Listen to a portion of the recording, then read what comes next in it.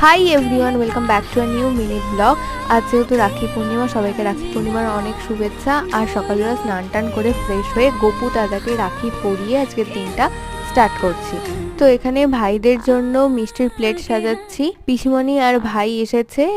পিসিমণি তো বাবাদের রাখি পরাবে, আর ভাইকে তো আমরা দেবো। আগের বছর রাখিতে ভাই ছিল না, মানে রাখিতে প্রতি বছর ওকে পাওয়া যায় না। আগের বছর যেমন ও ছিল না, এবছর যাই হোক আছে।